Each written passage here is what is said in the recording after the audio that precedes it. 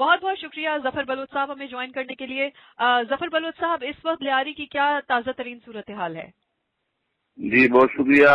لیاری کی بھی تازہ ترین صورت اس وقت یہ ہے کہ جو گزشتہ 2 ہفتوں سے لیاری پر ظلم، جبر اور خشک خون کا بازار رہی ہے۔ آپ کے جو پولیس اور سی آئی ڈی نے لیاری کے نہتے عوام پر جو کیا تھا، ابھی تقریباً 2 دنوں سے یہاں تھوڑا حالات پرسکون زندگی رواں دواں ہے۔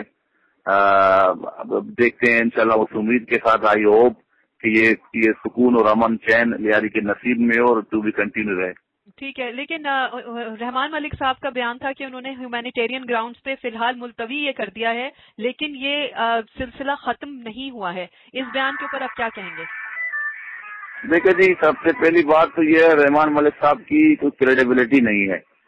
رحمان ملک صاحب جو بات کہتے ہیں تو اس میں حقیقت سے دودھ سے واسطنی ہے، اور ہم بھی یہی چاہتے ہیں کہ جی آپ کو جرائم پیشہ یا جرم کے خلاف کسی قسم کا بھی آپریشن کرنا ہے یا کلین اپ کرنا ہے تو اکراس دی بورڈ پورے شہر کراچی کے لیے جرم کہاں نہیں ہو رہا ہے اور جرائم پیشہ کہاں موجود نہیں ہے۔ ٹارگیٹ کلنگ کا صرف لیاری تو جو ہے اس پورے شہر کا 10 to 15% ہے، لیکن باقی جو 85% یا 80% باقی شہر ہے اس میں کچھ نہیں ہو رہا ہے۔ ہر قسم کی جرم پیشہ یا جرائم پیشہ ٹارگیٹ خدا نہ خواستہ لیاری والے، کیونکہ لیاری والے محب وطن ہیں، لیاری والے ان کے پرسنل ایجنڈے پہ کام نہیں کر رہے، اسی لیاری والے کو پولیٹیکل وکٹمائزیشن کی جا رہی ہے۔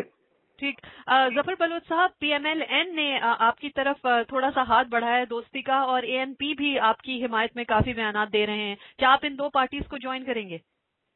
دیکھیے جی، بات یہ ہے کہ لیاری والے دنیا جانتی ہے کہ جمہوریت پسند لوگ ہیں۔ لیاری نے ہمیشہ جمہوری تحریکوں کا ساتھ دیا ہے۔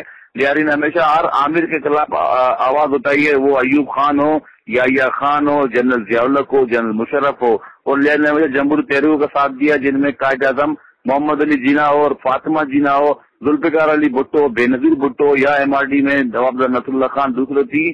تو لازمی بات ہے جی، لیاری کے لوگ مین پولیٹکس میں ہیں، پولیٹیکل ورکر ہیں، اور انہوں نے اپنی سیاست کرنی ہے، لیاری کے مسئلے حل کرنے ہیں، اور لیاری کے لوگ وہ پارٹی جوائن کریں گے جو وفاقی پارٹی ہو، جو پاکستان کی سالمتی پر، پاکستان کی ترقی پر یقین رکھتی ہو، جس میں اتنی کریڈیبلٹی اس لیڈر میں ہو جو پاکستان کو آگے چل کے آگے بڑھا سکے، تو پیپلز پارٹی لیاری کے لوگ اس پارٹی کو جوائن کر سکتے ہیں۔ ٹھیک ہے، پیپلز پارٹی کا کیا فیوچر ہے لیاری کے علاقے میں ظفر بلوچ صاحب؟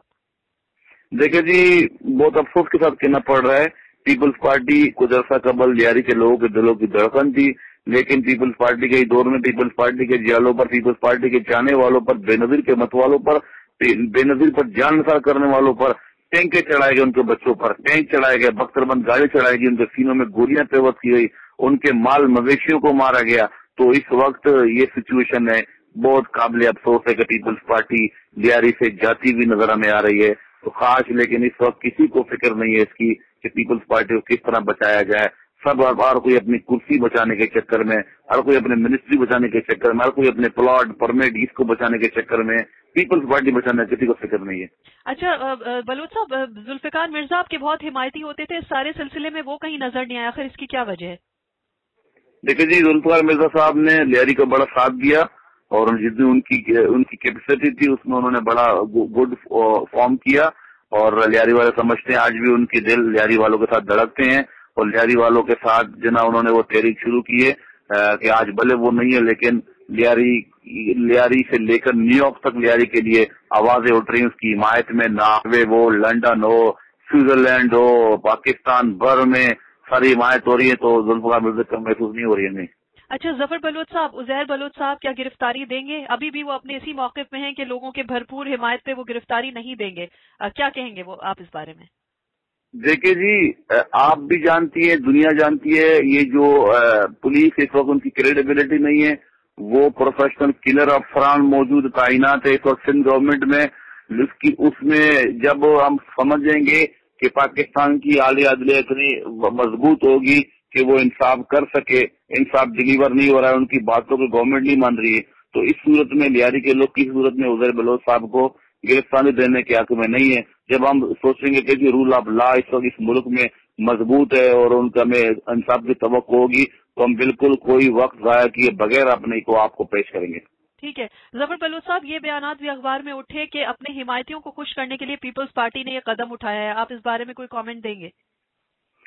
دیکھیے جی، بات یہ ہے کہ اگر انہوں نے 25 سیٹوں کے لیے کسی کو خوش کیا ہے تو پیپلز پارٹی نے اپنے گھر میں اپنے چاہنے والوں کو، جنہوں پیپلز پارٹی کا جو بیک بون ہے پیپلز پارٹی نے ان کو ناراض کیا ہے. جب میں آپ کو بتاؤں جب آپ کی عمارت ہی نہیں ہوگی، جب یہ عمارت لیاری کے بغیر پیپلز پارٹی کی عمارت کولیپس ہوگی، تو جب یہ عمارت نہیں کی تو کسی کو خوش یا ناراض کرنے سے کیا فائدہ ہوگا؟ پیپلز پارٹی کو چاہیے تو اپنے لوگوں کو، اپنی بنیاد کو، اپنی بیس کو، اس کو مضبوط کرے اور اس میں لوگوں کو اپنے اعتماد میں لے جنہوں نے پیپلز پارٹی کے لیے قربانی دے کر پیپلز پارٹی کو مضبوط کیا ہے.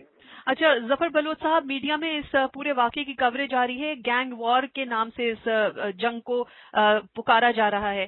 کیا یہ ارشد پپو اور پیپلز امن کمیٹی جو بینڈ جماعت ہے اس کے بیچ میں گینگ وار ہے یا یہ ایک پولیٹیکل جنگ ہے؟ نہیں جی، بالکل یہ گینگ وار نہیں ہے. اس کے جنگ سے کوئی گینگ وار کا واسطہ نہیں. یہ وہ لوگ ہیں جن کی ذہنی اختراع ہے، جو لیاری کو وکٹمائز کیا ہے، جنہوں نے میڈیا سے وکٹم کیا ہے. لیاری کے انوسینٹ پیپل کا جنگ تھی، لیاری کو بچانے کی اور لیاری کو قبضہ کرنے کے لیے جو قوت آ رہی تھی، جو لیاری کو اپنا جھنڈا گاڑنا چاہتی ہے، ان کے جھنڈے بھی پکڑے گئے. تو لیاری کے ساتھ پولیٹیکل وکٹمائزیشن ہے، یہ سیاسی جنگ تھی. پوری فورس اور ایک دوسری طرف لیاری کے نیت پہ عوام تھی. جس طرح غزہ میں فلسطین ہے، جس طرح کابل میں جو یو ایس آرمی ہے، اسی طرح جناب بغداد میں جو فورسز تھی، یہ سیم اس کی جنگ تھی. ظفر بلوچ صاحب، یہ جاننا چاہ رہی تھی کہ اسلحے کی فراہمی کہاں سے ہوئی ہے لوگوں کو جو پولیس کے ساتھ لڑ رہے ہیں؟ دیکھیں جی، لوگوں کے پاس جو اسلحہ ہے، پاکستان پیپلز پارٹی کی گزشتہ 4 سالوں سے گورنمنٹ ہے. اس گورنمنٹ میں تمام لوگوں نے اپنے پاس ویپن والا اسلحہ رکھا ہے. تمام لوگوں کو ہر قسم کے بور کے اسلحے لائسنس کے تو ملے ہیں. تو یہ ان کو حکومت پاکستان سے لائسنس کا اسلحہ ملا ہے. اچھا، یہ لائسنس اسلحہ ہے بلوچ صاحب؟ جی بالکل جی، لائسنس آپ کا ہے. اچھا، ایک خبر پڑھنے میں آئی ہے کہ نیٹو ٹرکس جو ہے وہ ان میں سے یہ چوری کا مال ہے. دوسری خبر آئی ہے کہ بلوچستان سے سپلائی ہو رہی ہے اس اسلحے کی. کیا کہیں گے سر؟ دیکھیں جی، ہمارا نیٹو سے نہ کوئی تعلق ہے اور نہ کوئی چوری ڈکیٹ گروپ سے ہمارا تعلق ہے. نیٹو کے جتنے بھی ٹرک مسنگ ہوئے ہیں وہ بلوچستان کی حدود میں ہوئے ہیں یا خیبر پختونخوا میں KPK میں ہوئی ہیں. تو کراچی سے جو نیٹو کے جتنا اسلحہ چوری ہوا ہے وہ پورٹ اینڈ شپنگ کی منسٹری میں ہوا ہے اور وہ جاتا ہے سیرا MQM کے سر. تو MQM کا ہمارا کوئی ایسا کنیکشن نہیں جسے وہ چوری شدہ ویپن نیٹو کے ہمیں دیں. ایک بات.